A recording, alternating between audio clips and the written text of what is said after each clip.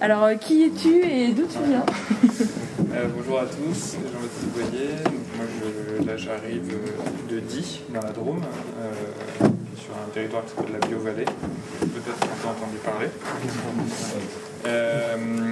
Et donc, ce territoire de Biovallée qui est structuré autour du bassin versant de la Drôme, et donc qui est un territoire aussi assez rural, hein, puisque je crois effectivement on doit avoir aussi la centaine de communes à peu près, et 58 000 habitants, je crois, quelque chose comme ça. Sachant que ça va du Diois, où là je maîtrise un peu mieux les chiffres, c'est de la cinquantaine de communes et 13 000 habitants, à la confluence avec le Rhône, où là c'est déjà un peu plus urbanisé. Et donc, il y a 4 ans, donc en 2016, on a constitué une première association avec 8 personnes autour de l'idée de faire de la production d'énergie renouvelable, qui s'appelle DIWETS, mais qui est avec 3 objectifs, hein, donc transition énergétique, développement économique local et amélioration de la résilience du territoire. Et l'idée, c'était au départ de porter des projets comme celui que vous avez là, qui est donc une petite toiture photovoltaïque en location de toiture. Celle-là est donc dans un petit village qui s'appelle Osselon, donc il y a 6 habitants à l'année. Et donc ça, c'est une toiture d'un logement municipal. Comment dirais-je, donc oui, c'est typiquement aussi le cas vous avez pu évoquer avant, c'est-à-dire que c'est clairement pas une commune qui a les moyens de faire je ne vais pas dire quoi que ce soit, mais c'est vrai que tout le monde est bénévole à part peut-être son secrétaire de mairie. Ils ont déjà entre les problèmes de voisinage même à 6 et la gestion des forêts, etc. Ils sont déjà sous l'eau. Par contre, ils ont quand même envie de faire des choses pour le village parce que ça représente quelque chose. Dans la même veine, on a aussi des villages un petit peu plus gros où on a le même genre de problématique, mais où on est aussi capable d'intervenir à la fois dans la commune et à la fois chez les habitants directement, de façon à donner une cohérence globale en fait à l'action qui est menée. Et à ce que en fait un habitant, quand il met une installation photovoltaïque alors que sa commune en met une sur son toit à elle, en fait ça donne vraiment un sens à ce qu'il fait et ça l'inscrit dans une démarche plus globale. Et donc oui, sur ces images-là, je pense que c'est à peu près tout. Donc voilà, location de toiture, petit photovoltaïque. Je ne sais plus s'il y avait d'autres questions encore. Oui. Et alors, comment est-ce que vous êtes organisé voilà. Oui, non, mais je savais que je n'étais pas à la fin déjà. Mais... Ah oui, tu veux que je non, mais emmène là sur celle-là, je pense que c'est bon. Donc oui, d'une association de 8 personnes qui a un petit peu grossi, il y avait une trentaine d'adhérents, on va dire 9 mois après.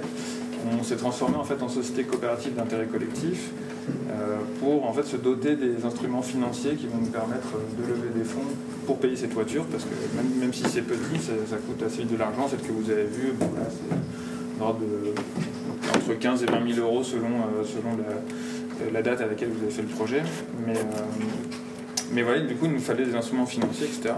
Et donc, on a créé une société coopérative d'intérêt collectif où, en fait, dans la gouvernance, on a retranscrit, alors on a gardé un peu un collège de fondateurs, puisqu'on voulait vraiment avoir cette idée. Alors, dans les fondateurs, il y avait des gens qui pouvaient être élus, il y avait des gens qui étaient professionnels du secteur, mais qui étaient, qui étaient dans DIWETS comme des particuliers, quoi. Et puis on a voulu du coup associer les professionnels. Il se trouve que sur Biovallée on a la chance d'avoir 3 et maintenant 4 installateurs photovoltaïques. Donc ça veut dire des compétences qui sont sur le territoire, tant pour la réalisation des installations, mais aussi en amont en fait pour aider à régler toutes les problématiques qu'il peut y avoir, ou toutes les fausses bonnes idées, tous les pièges, etc. Et donc l'idée c'était plutôt de les mettre avec nous dans la structure, de dire en fait comment ces projets on essaie de les monter ensemble. Et puis il y avait un dernier collège, alors investisseur, mais qui est en fait un truc très très vaste, puisque c'était à la fois des habitants, des communes, au final de la communauté de communes, des soutiens, l'épicerie bio locale, enfin voilà, un peu du tout venant, je dis pas ça méchamment, mais bon voilà, c'était entre guillemets tous les gens du territoire qui voulaient bien participer à ça et qui n'avaient pas d'autres liens spécifiques à la coopérative que celui de vouloir y participer. Voilà. Et alors, voilà. est-ce que vous avez eu des obstacles? Mais oui, merci de me poser la question.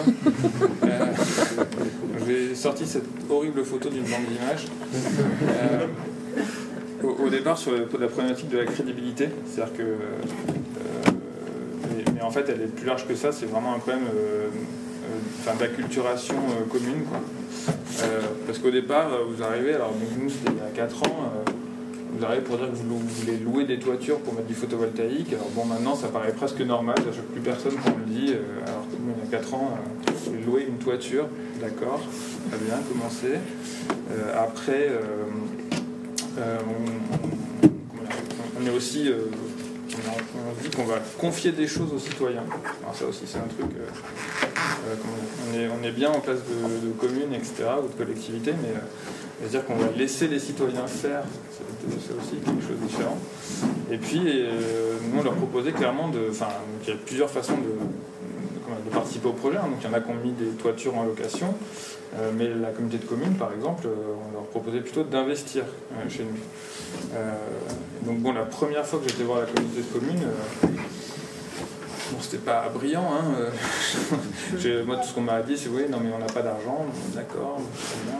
Enfin, voilà, petite com-com rurale qui a X autres problèmes à gérer. Et puis, en fait, donc on est retourné les voir cette fois avec des projets vraiment à financer directement, etc. Et donc là, il y a quand même cette acculturation de dire on va investir dans une entreprise. Parce que c'est ce que tu rappelais juste avant, c'est finalement à coût zéro pour la collectivité ou autre, mais c'est vrai que autant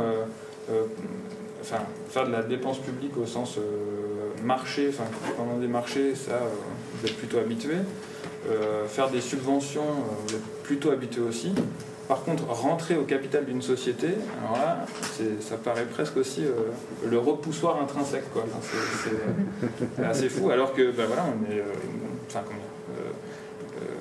au-delà des gages, genre ils ont l'air sympas, il y a aussi une structuration juridique où on est sur de l'intérêt collectif, on a statutairement des finalités non spéculatives, etc. Donc, il y a vraiment des engagements qui sont portés, mais n'empêche qu'il y a toujours un peu parfois ce repoussoir du privé, hein, même si c'est citoyen, de dire attention, ils sont là pour gagner de l'argent. Voilà. Et donc il y a vraiment tout cet effort-là qui a dû être fait, de dire à la fois on peut leur faire confiance pour que ça marche et qu'on ne perde pas notre argent quelque part, mais il y a aussi pour dire qu'on va essayer de faire des choses ensemble, quoi. Donc c'est vraiment ces deux aspects-là qui ont été le plus difficiles, on va dire, parce que voilà, quand ça émane d'une collectivité et qu'elle garde la main dessus, bon, après elle a envie de faire ou elle n'a pas envie de faire, ça dépend un peu qui est aux manettes, mais en tout cas ça lui pose pas trop de problèmes, mais par contre tous les territoires sont évidemment pas pareils, mais construire ensemble, c'est souvent beaucoup plus difficile, et c'est pas forcément dans les cultures des collectivités d'accepter cette approche-là, parce qu'en l'occurrence, c'est nous qui leur suggérions fortement. Mais voilà, il y a vraiment eu tout ce cheminement-là qui a pris un petit peu de temps. Et aujourd'hui, où est-ce que vous en êtes? Voilà, et aujourd'hui, j'ai l'impression de déjà vu.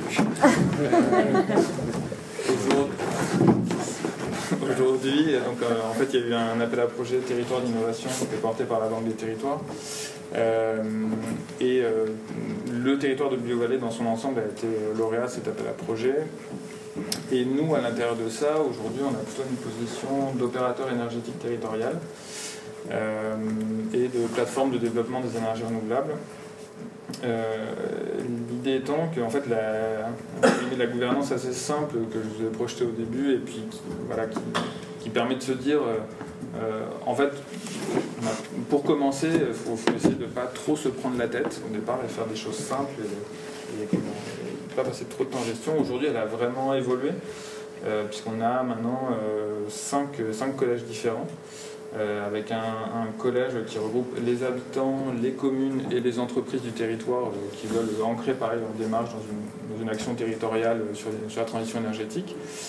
Un collège de communautés de communes qui elle porte la politique énergétique sur le territoire. Donc 3 communautés de communes sur Biovallée, avec aussi des fois toute l'amitié que peuvent se porter les élus entre eux parfois. Et puis un collège de professionnels locaux, alors là professionnels de l'énergie, donc aujourd'hui beaucoup des installateurs photovoltaïques, mais pas que. On a une entreprise qui fait de la mesure de consommation par exemple, on a des gens qui font du conseil sur l'approvisionnement.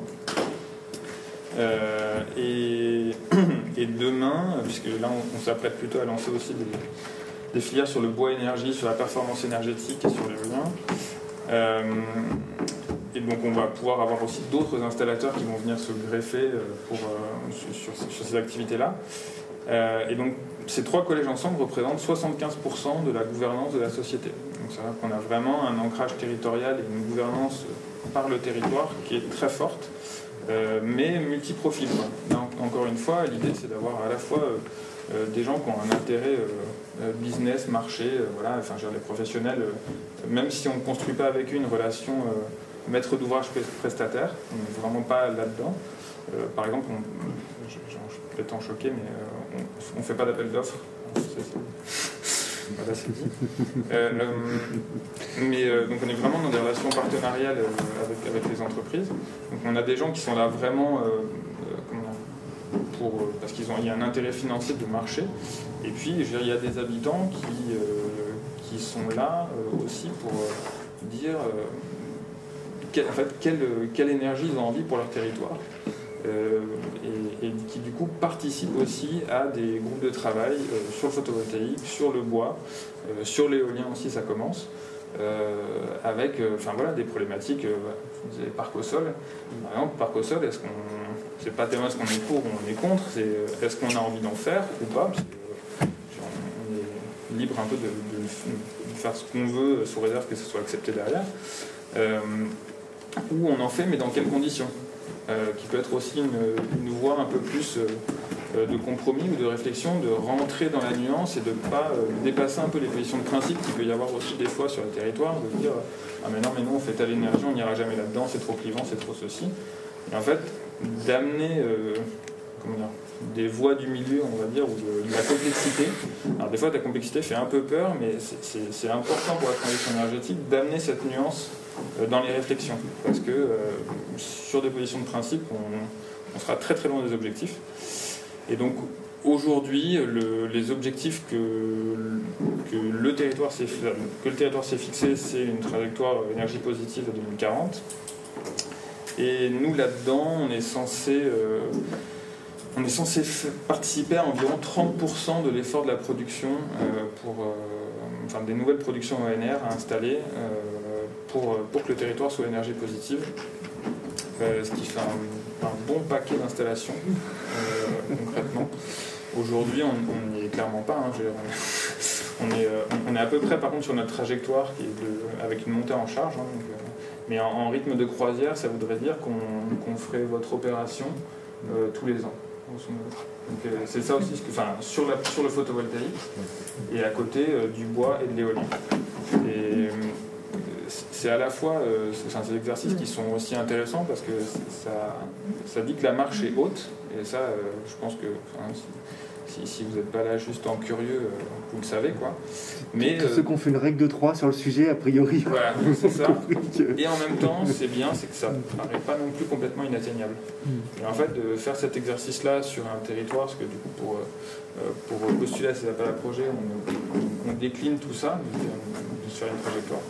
Et ben, c'est hyper important pour se représenter les choses, de qu'est-ce que ça veut dire la transition énergétique sur mon territoire, et de se dire que c'est réalisable.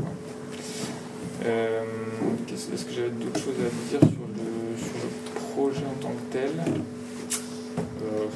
Aujourd'hui, c'est juste pour donner comment ça a évolué.